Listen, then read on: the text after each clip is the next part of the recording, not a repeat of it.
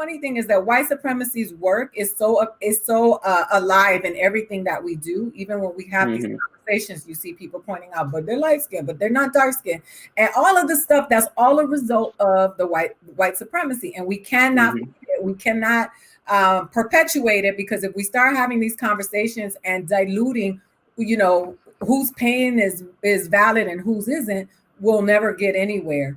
And that is why I'm very careful about not demonizing dark-skinned Black people with the issues that I had with dark-skinned Black girls and then the white girls. I was in the middle of this weird thing.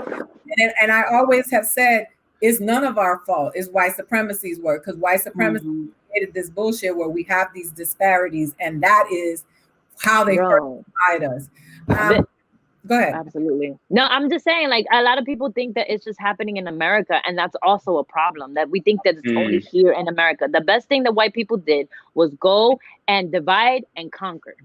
That's how they did it, and they did it everywhere. It wasn't, I remember when I went to Australia and I started to learn the culture in Australia and how white people came, they killed all the Aboriginals, they enslaved all the Aboriginals, and how it's just like they kept doing it in every fucking island. They just came in like, oh yeah, we own it.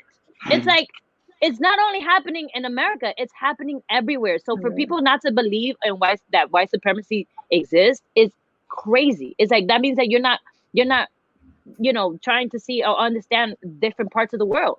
Because it's happening everywhere. No, that just means your ass is sleepwalking in life if you don't fucking know there's white supremacy everywhere. I'm just trying not to call people dumb. That's all I was trying to say. They dumb, Sasha. They dumb. Come on up. Yeah, they do. We need to educate us. The Rabbit Sense, this Australian movie about how they took the Black people and the Aboriginal children, and then they try to indoctrinate them into white culture so that they can marry white people and so that they can get whiter and whiter as they go along. Like they say. Yeah, and that's the thing. Like, we got to deal with it in 2 languages, right? Like, we got to deal with it. Like, people don't realize that it happens. I feel like the center of Afro-Latinidad centers around Haiti, because the Haitian Revolution was the first time Black people rose up and created their own independence. There were slaves that killed their master and created a nation, right? So they killed all the white people, all the French that were over there. The United States of America went back.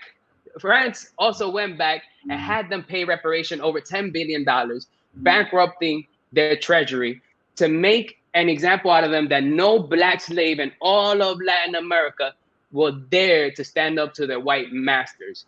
And to answer your question, what I would like to see in the future is for France to pay back Haiti all their reparations. Yep. Absolutely. Yeah, because they were brave as fuck, bro. Haitians is gangster. And in Miami, there was a lot of anti-Haitian sentiment, and they would talk shit about Haitians and say they ate cats and they were dirty.